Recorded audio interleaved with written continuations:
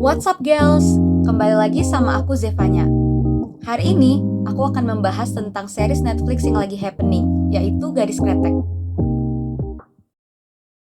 Gadis Kretek adalah series Netflix yang menceritakan tentang kisah hidup Dasyah, yaitu seorang perempuan yang bercita-cita untuk membuat saus kreteknya sendiri. Sayangnya pada masa itu perempuan masih dianggap sebelah mata, dan keahlian serta pengetahuan Dasyah tentang kretek masih dianggap sepele oleh orang lain.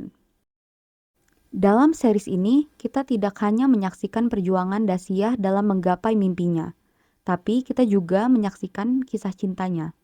Gadis Kretek mulai tayang di Netflix pada tanggal 2 November 2023, dibintangi para aktor dan aktris terkenal Indonesia, diantaranya Dian Sastrowardoyo, Aryo Bayu, Putri Marino, Arya Saloka, Sheila Dara, dan masih banyak lagi.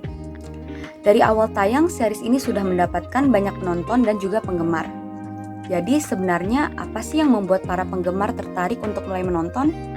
Lalu kesan dan pesan apa yang dapat mereka ambil dari series ini? Untuk mengetahui jawabannya, saya sudah mewawancarai beberapa penonton Gadis Kretek. Berikut adalah wawancaranya. Yang bikin penasaran karena banyak banget yang ngomongin di sosial media kayak di Instagram, Twitter, terus akhirnya searching pemain-pemainnya juga ternama semua, aktor-aktor besar kayak Dian Sastro, Aryo Bayu, dan yang lain. Jadi semakin penasaran untuk nonton series ini. Series ini tuh pertama kali sebenarnya yang nonton itu kakak kandung saya. Jadi dia udah nonton duluan series ini dan dia cerita kalau series ini tuh keren gitu. Ada film Indonesia yang bagus nih baru di Netflix gitu. Dia ceritain kayak gitu. Terus juga beberapa kali aku sempat lihat di media sosial review rating orang-orang tuh bagus banget tentang film ini. Jadinya aku juga tertarik untuk nonton film ini. Sebenarnya sih kalau dari alasan yang pasti aktris-aktrisnya sih ya, itu kan udah pasti top-topnya film-film Indonesia gitulah, kebetulan serial, jadi tertarik banget nih untuk nonton gitu ya. Terus yang kedua, teasernya yang di media sosial sih Nya. Jadi kalau aku lihat IG karena kebetulan aku punya IG gitu ya, dia sering muncul tuh. Kebetulan aku tuh follow Dian Sastro kan sebagai pemerannya Jengnya ini. Jadi sering dapat cuplikan-cuplikannya jadi pengen banget nonton gitu. Gitu sih. Jadi pas dia muncul pertama kali langsung saya nonton. Kalau aku pribadi sih karena awalnya ngelihat, cast-nya itu oke-oke banget ya, kayak Dian Sastro, Aryo Bayu, terus si istrinya Chico Jericho, terus ada Arya Saloka juga, itu bagus-bagus semua kan, dan kalian pasti udah pada familiar lah sama aktor-aktris mereka gitu kan. Jadi aku rasa, wah kayaknya perfilman Indonesia nih semakin oke lah ya. Dan ini kayaknya salah satu series Indonesia yang paling bagus juga sih. Yang bener-bener niat gitu bikinnya. Dan ditayangnya di Netflix kan, dan itu makin membuat aku yakin untuk nonton. Terus aku juga baca dulu sinopsisnya ini tentang apa, dan sangat menarik ya gitu kan, tentang apa ya, seorang anak dari pembuat kretek gitu ya. Dia pengen bikin kretek, pengen jadi peracik saus dengan sekuat tenaga gitu ya. Dia berusaha, terus ada bau-bau percintaannya juga, itu menarik sih. Jadi kayak hmm, woman empowerment gitu loh. Jarang-jarang nih Indonesia bikin film seperti ini. Oke, jadi pada awalnya sih aku nggak yang gimana-gimana ya, nggak tertarik atau gimana gitu.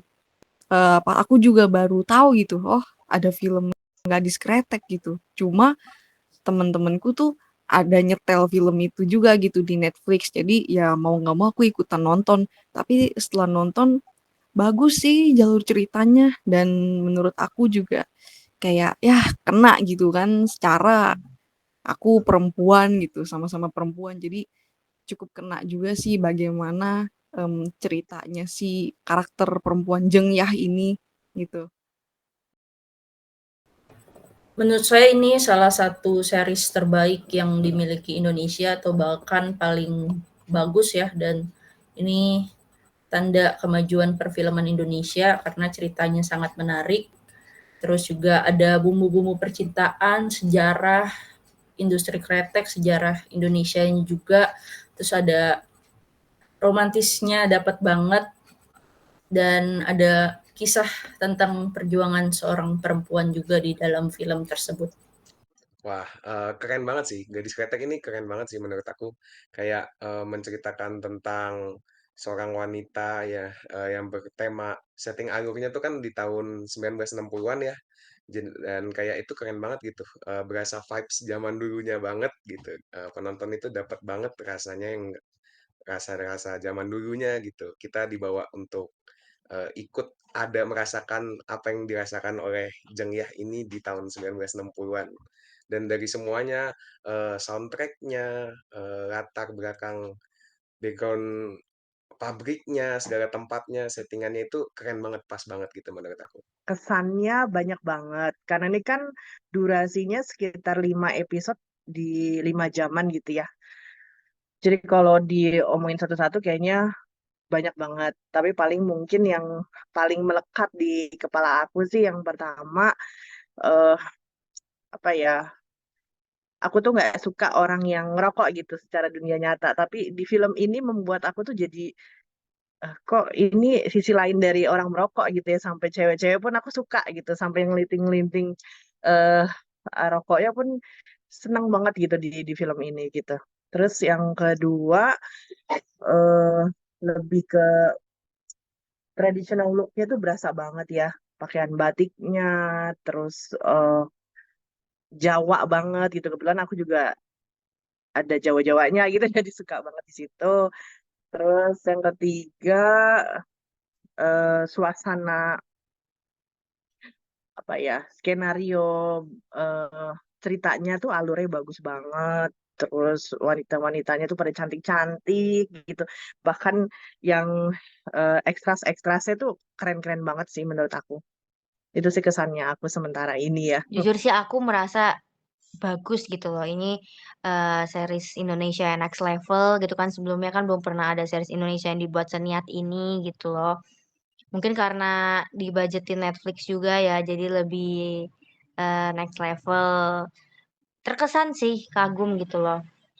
Terus pesannya nyampe gitu loh. Emosional para cast-nya nyampe. Terus alur ceritanya juga benar-benar niat dan logis gitu loh. Nggak ada yang terlalu berlebihan atau yang terkesan dibuat-buat gitu. Mantap sih. Jadi kesannya ya yang aku dapetin itu filmnya tuh kayak retro vibes gitu sih ya, karena emang ceritanya kan latarnya zaman dulu kan. Itu ceritanya ngejelasin tentang perusahaan rokok zaman dulu. Dan aku nangkep karakter perempuan yang beda aja sih di film ini. Karena kan biasanya ya karakter perempuan gitu kan di film-film gitu, entah dia biasanya tuh dikarakterin harus lemah lembut atau kayak istilahnya kayak harus nggak berdaya gitu, harus apa-apa diselamatin sama orang. Tapi di sini aku ngeliat gitu kalau karakter si Jeng Yah gitu kan, di sini itu kayak beda aja gitu karakternya, kayak lebih pemikir, lebih pendiam, analitis gitu kan. Dan itu sebenarnya karakter perempuan yang aku cari gitu di film-film ataupun di narasi apapun gitu. Ya ada pembedanya gitu loh. Buat saya sih pelajaran yang paling ngena banget dari series ini adalah tentang si Dasyah ini, yang mana perempuan yang punya mimpi yang sangat besar, punya cita-cita yang tinggi. Di situasi atau keadaan pada saat itu perempuan masih dipandang sebelah mata, atau ya perempuan kerjanya di dapur, tapi si Dasyah ini punya tekad yang kuat untuk menggapai mimpi. Jadi pelajaran juga buat kita sebagai perempuan, gimana pun situasinya, gimana pun keadaannya, apapun kata orang, kita harus tetap semangat, tetap bertekad untuk menggapai mimpi kita sih. Kalau pesan ya, menurut aku sih, yang aku highlight di film ini, yang aku dapetin itu, gimana rasa perjuangan seorang Zheng Yah ini, yang dimana dia mendapatkan diskriminasi sebagai seorang perempuan di tahun 1960-an, di mana perempuan itu masih dipandang sebelah mata, apalagi dalam industri kretek ini ya, perempuan pasti tidak diikut sertakan lebih dalam gitu. Jadi yang aku dapetin itu gimana caranya dia sebagai seorang perempuan yang independen, yang tangguh, yang mandiri, bagaimana dia bisa menjadi seorang pembuat atau peracik kretek gitu. Pesan moral yang paling utama sih aku ngelihat si pemeran utamanya ya, si Jeniyahnya ini gitu, Dian Sastro. Dia tuh apa ya, sebagai wanita Indonesia gitu punya tata krama, cara bicaranya juga bagus banget. Terus dia punya eh keinginannya kuat gitu ya. Jadi pas dia mau ngeracik si saus itu gitu ya, walaupun tidak disetujui oleh orang tuanya, nggak dipercaya, tetap dia kekeh gitu mau ngejalanin itu, dan pada akhirnya saat dia dipercaya justru meledak tuh si rokok saus baru itu gitu. Nah, di situ perjuangannya si Jengnya luar biasa sih dari sisi pekerjaan ya, karirnya dia gitu. Karena dari kecil dia kan memang suka di dunia itu gitu. Terus yang kedua, di film ini juga aku lihat ketangguhan seorang wanita gitu ya, terutama wanita Indonesia banget. Terus eh, apa ya, selain tangguh juga dia pejuang banget. Dia juga loyal gitu ya, setia sama pasangannya ini secara psikolog tentang percintaannya. Dia kan di situ juga ada tentang percintaannya juga gitu. Dia loyal banget sampai suatu saat dia dihianati, barulah dia mencoba untuk menjalankan hal baru lagi atau percintaan baru lagi gitu. Dan yang terakhir, segala sesuatu di dunia ini tuh nggak selalu apa yang kita inginkan, tapi udah ada ketetapannya gitu. Itu sih. Pesan yang aku bisa ambil yaitu yang pertama kita harus ikhlas kalau misalkan kita sudah memperjuangkan sesuatu lalu kita nggak bisa mendapatkannya, ya udahin aja gitu loh, ikhlasin, biarlah itu berlalu dan buka lembaran baru. Terus juga kita harus tetap berusaha, tetap bekerja keras, mencapai mimpi kita gitu. Tapi ya kalau misalkan susah tercapai atau mencapai titik batasnya, ya gak apa-apa, tetap berdoa, bisa jadi orang lain yang berusaha mewujudkan mimpi kita atau keturunan kita gitu. Tetap berharap lah.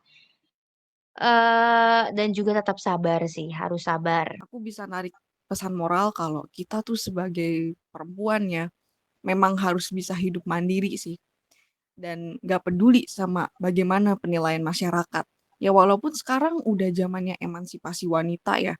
Cuma emang aku masih ngeliat sih bukan beberapa, masih banyak orang-orang di luar sana yang menganggap kayak emansipasi wanita tuh kiblatnya terlalu liberal, terlalu kayak budaya-budaya yang bebas gitu.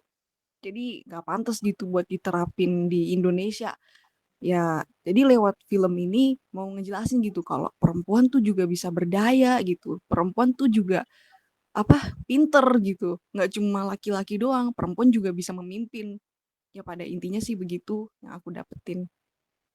Plus perempuan juga mandiri gitu. Bisa hidup, bisa menghidupi dirinya sendiri walaupun nggak ada laki-laki ya.